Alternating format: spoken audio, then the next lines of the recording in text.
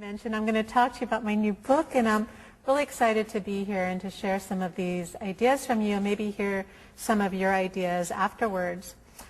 I was in an airport one day, and this is one of those kiosks that's not on the edge of the building, it's actually in the middle of the building. And so these backs of these large cigarette boxes that you're not normally supposed to see, you could see. And so I'm walking by and I see all of these warnings. And as you probably know, the U.S. Surgeon General decided to put these warnings on cigarettes. And the U.S. was the first country to do this in 1966, but then almost every country has followed. So I started to think, what if we had signs reminding us that our environment was a danger to our health? Signs that look something like this. Poor air quality seriously harms you and others around you. Poor air quality causes fatal lung cancer. Poor air quality kills. Protect children. Don't make them breathe the air. You know, people seem to care a lot about what they put in their bodies, taking to heart the saying that we are what we eat. But they seem less concerned sometimes about where they put their bodies, the places that we live. But we are where we live just as much as we are what we eat, because we drink the water, we breathe the air, and we inhabit the built and natural environments. We don't respond well to that. We don't respond that well to negative reinforcement. We respond much better to positive reinforcement. And that's what I'm going to speak with you about today. What we have now is a consensus about how to make better places. You can argue with me, but on the first page of the book, I summarize that in one paragraph, and I'll read it to you if you want. But I believe that we have reached a consensus. We didn't have a consensus 10, 15 years ago, but we do now. We know how to make good places. And then a lot of people say, well, maybe we have the knowledge and we have the skills and the talents, but we don't have the money and we don't have the resources in general. I would argue with that. And the reason I would argue with that, and I think you'll all agree, is that a lot of stuff gets built that's not so good. The resources are there, but they're not matched up with the good ideas necessarily. And so what I want to talk to you about is this fact that we have everything we need, and yet we still don't have good urbanism. So I've come up with this thing called a path toward prosperity. As you can see, there's 6 steps. The first one is prospect. It's like you're prospecting for gold. You're seeing the good that's already there. Then you take that nugget of gold and you polish it. Then you might be inspired, in this case, by a star. The blue would be a real star in the sky. And you take that gold and you craft it into your version of a star. That's proposing. Then you want to prototype that star that you made, so you put it on a necklace to see how it would look there. Then you want to promote it, show people. You have a necklace that you made, so you show it on a woman. You maybe advertise it. Finally, the last stage, we don't all stick with every project our whole lives. We hand it over. We present it. So we start with a gift. We start with the gifts that are existing, and we end with a gift. The path toward prosperity is an economy of gifts. This approach says, don't do that. When you have your problem, instead of focusing on the problem right away, say, we'll get back to the problem. But before we get back to the problem, let's pause, another P, take a step back, and excavate, prospect for all the assets and the gifts that are here. Now, this might sound like a simple thing, but I can assure you it changes everything. So this approach says, instead of a tabula rasa, let's begin with a tabula plana, a full slate. The prospect stage actually has 3 parts to it. The first one is personal prospecting. What do I think should happen here? Then we move simultaneously to the other 2, collective and place prospecting. and we work with others and find out what they think, and we prospect in the place. What are great buildings that are here? What are great neighborhoods? What do people have to offer? All of the great things that already exist in a place. So we're moving from prospect to polish. And then with that stuff that's out there, that great stuff, those assets, you protect them. You protect what you value. You protect what you love. Then you enhance what might be underperforming, and then you add what you don't have, what would like. When we work with the people, when we do our collective prospecting, the first thing we do is we invite people to join us. So here we are, still prospecting, but now we're moving forward. Polish and propose. So I'm going to illustrate this with the example I worked on in Phoenix called Canalscape. My intuition was that if we want to revitalize Phoenix, we need to celebrate that water system, those canals. Instead of turning our backs to it, we needed to make it the front porch of the city, not the back alleys. We need to celebrate the water. So I compared Phoenix to other canal cities that people think of as canal cities and saw that we have more canal miles in Phoenix than Amsterdam and Venice combined. So I'm still personal prospecting here. This is still just me. And I decided to brand it Canalscape. And I gave it a tagline which defines it real quickly so people could understand. It's a desert urbanism for Metro Phoenix comprised of vital urban hubs where canals meet major streets. Next step. I could not do this by myself, not at all. So I started my collective prospecting. I ran a workshop, and I had 21 students here from 11 different disciplines, and then we partnered with an urban design workshop from University of Colorado, Denver. Okay, then we had a lot of ideas. I'm just showing you a little tip of the iceberg here. We had a lot of ideas. Then we had to promote them. We had to get the idea across to others. And one thing is, I noticed when I was in the airport in Phoenix, you know how airports give away these free maps. This was the free map in Phoenix, and I'm looking at it like, what's wrong with this picture? There were no canals on the map. And I thought, what if I had arrived in Schiphol Airport in Amsterdam and got a map and saw no canals in Amsterdam? That would be awfully strange. So I thought, well, we really need to represent Phoenix, represented in a different way by showing the canals. So the really thick ones are the rivers, the thinner ones are the canals, and then each of these is opportunities for canalscape, places where canals meet major streets. There's 150 of them, and this is a form of urban acupuncture. The canals are like energy meridians in our bodies, and each canalscape is like a needle inserting into a blockage and liberating the life force of the city. So we created those maps. That was one way to promote it. Another was that we created this publication, and you can all see it. It's online, a PDF at canalscape.org, and this is what Ariel helped us with. She did the timeline in there. She's a graphic designer also. And so all the students' work is in here. We had 700 printed, but most of them disappeared. They all disappeared within the first week that we produced them. Because we had, in addition, also promoting it, we had 4 exhibits. This was the first one. It was at the ASU Art Museum, and we actually recreated a canalscape in the nymphaeum of this building designed by Antoine Predock. Here was our canalscape. Here's the canalscape team right there. These are our sponsors, and then you can walk through and see a canalscape. This was the opening night. We were very surprised. It had hit the blogosphere by this time, and 650 people showed up for the opening night, and that's why all the books disappeared. After that, we were invited. The mayor and the city council had come to visit the other exhibit at the ASU Art Museum, and they said, could you please bring it to City Hall?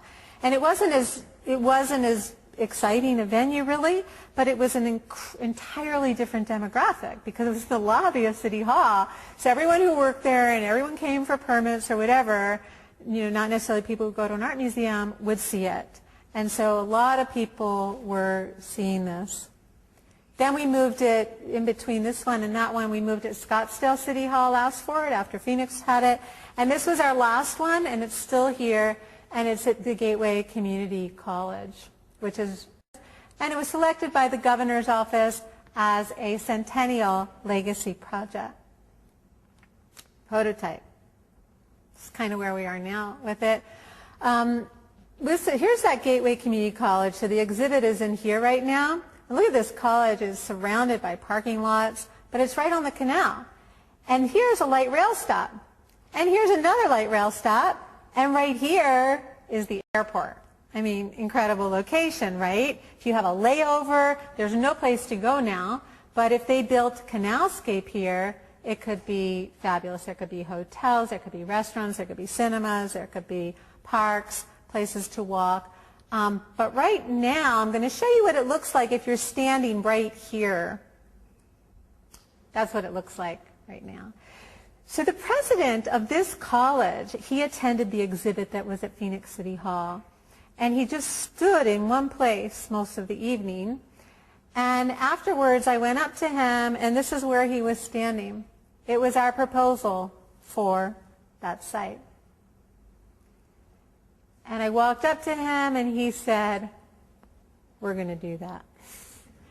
And so he's working to make this happen. He could have residence halls for his students. It could be mixed. All different kinds of people could live there. Lots of activity, public art, everything. So, of course, we don't stick with our projects our whole lives. We hand them over at some point. And as I was leaving Phoenix, before I told anyone I was leaving, but I knew I was leaving, and I got a call from Valley Forward, and they said, "Can you come in and talk to us about Canalscape?" And I didn't know why, but after I left, their board decided to adopt it. And they do projects. They do big projects. So they're a civic business group, and they have adopted Canalscape. SRP is involved, and the city of Phoenix is also involved. And they're using that one I just showed you as one of their prototypes, and they have one other intersection they're working on as well. So hopefully we'll see it. I was really pleased. My Google alert sent this to me 2 days ago. That Phoenix has this interactive plan thing now called My Plan Phoenix. It's kind of like Open City Hall here in Salt Lake, or your Salt Lake. And somebody submitted Nan Ellin's Canalscape and Canal Villages. I believe in Canalscape, and I know many of Ellin's former students and colleagues do as well. So that was very sweet. Then I came here, and I started the Salt Lake City workshop. This is our mission statement. It's about people co-creating place with a purpose, prosperity for all. It's very idealistic. And it's about prosperity. And this was my first group. There's Joseph right here.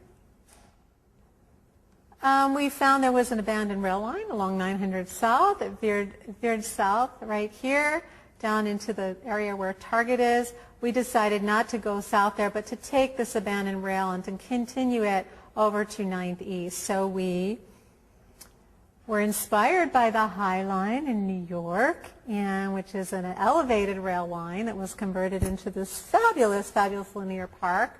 70,000 people are there each day.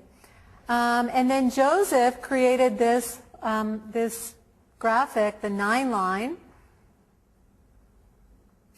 This shows some of our concepts to wherever it meets. It's kind of like Canalscape, about these vital hubs, but it wasn't so commercial. We wanted there to be parks, music gardens, bike parks, little kiosks, something we called track shacks, which would be little places to buy food, drinks, places to stop and use a restroom. And then we really wanted community engagement. So you can see, if you look at our website, slcworkshop.org, there's a place for feedback. So if you want to give us feedback on this, we would love to see it. So here it is. Instead of going down there, it just veers over onto the street, and it's a bike lane here. So here's the website if you want to check it out. And here, it's a place to get involved. You can give your feedback. You can provide new ideas for Salt Lake City Workshop, and I love getting new ideas for us to do. And then they took Joseph's logo and they created an event. We presented this to the city, and they had already been, over the years working on different aspects of this, but it really started to come together at this point. They allocated, I think it was $700,000, and they started to build the 9 line, which was really excited. So this was the opening event. They put a billboard up. There's Joseph, very proud. And they created T-shirts, they created thermoses, they created all kinds of things, little ribbons that say the 9 line. This is Sean Morgan. Sean was the team leader, and he also interned at the city. And so he became the kind of point person at the city on this project. And here's a bunch of kids, plus Mayor Becker, riding their bikes through the ribbon to inaugurate. This was this newly built 9 line here. So now I'm going to head towards conclusion. Basically, I think that we're seeing a huge amount of improvement. We complain, we see problems in our environment, and they're there for sure, but we have seen a broad-based movement, improving design at all scales from the wastebasket to the watershed. And I think that the best practices are shifting their approach. This thing I'm talking to you about, this path toward prosperity, I didn't make this up. I made up the spiral and I made up the 6 steps. But that to me is a distillation of what I see out there that's happening that's really good. I wanted to turn it into something relatively simple so that other people could do it as well. But it is happening. I was learning from the best practices. They follow those 6 steps. So they don't do this. This is the conventional approach. If this looks familiar to you, maybe it's time to shift. And I'll show you what we're shifting towards. But the conventional approach starts with a need. We need this, or a problem. Then it says, let's come up with a solution. Remember, you go right to the propose. Then establish a set of goals, and then it says, let's implement the goals. Okay, that might look familiar to you. This other approach, this path toward prosperity, also starts with the need or the problem, but then it takes a step back. It identifies the assets. Very, very important. Then it takes those assets, it connects the dots between them, and it adds energy to that system, and then it implements. Now, the success we've been having in the last 15 years has a lot to do with the sustainability movement. However, the word sustain means stay the same, right? Staying the same is better than getting worse. And we were getting worse for a long time. So sustainability is better than getting worse. But you don't get up every day and say, wow, I just hope I can make it through the day. Well, sometimes you do. But really, you want to have a great day. You want to prosper, not just survive through the day. You don't just want to sustain. You want to do better than that. And if you look at the most well-accepted definition of sustainability, I think I see Tariq back there. If you look at the most used definition, there is one word in there that's repeated twice. Right? And you're always taught in school, don't use the same word twice in a sentence, right? But this UN report has used the same word twice, and that word is needs.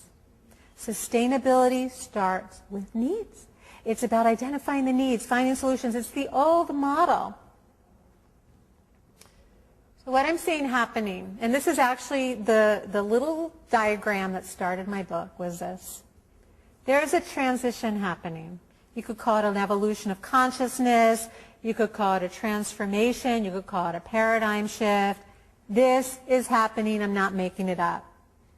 The sustainability paradigm is the green one on the left, but we are shifting in many regards to a prosperity paradigm. So if you start at the bottom, the sustainability one starts with needs. Then you do a critique. You know how we talk critical thinking? That's all part of the modern way of thinking. When sustainability is part of the modern way of thinking. Then we see cities and buildings as machines. We problem find with a focus on the past. We come up with solutions, including master plans and regulations to implement them. We see ourselves as experts, as individuals who are in competition with other individuals. And if we do all that well, we can end up with sustainability, staying the same. If we want prosperity, if we want to have a great day, if we want to have a great city, if we want to have a great community, we start with the gifts. We start with the assets. Then instead of an attitude of critique, we have an attitude of respect, an attitude of appreciation.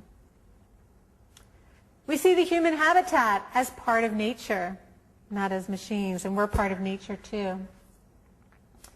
We engage in opportunity finding with a focus on the future instead of problem finding with a focus on the past.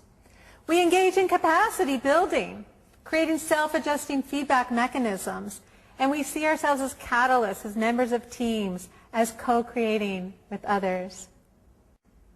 So once again, instead of going from problem to propose with a focus on the deficit, we go from problem to prospect. Very important. And along the way, what happens is that we are envisioning together. And when we envision together, we not only refine the vision, we not only get buy-in, we are implementing it already because we're rallying the resources to realize the vision.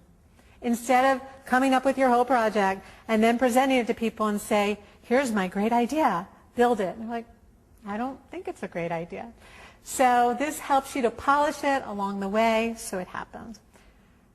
You're all probably familiar with Maslow's hierarchy of needs. This was produced during the modern era. It's about needs, needs, needs. We've got this set of needs. There's a hierarchy.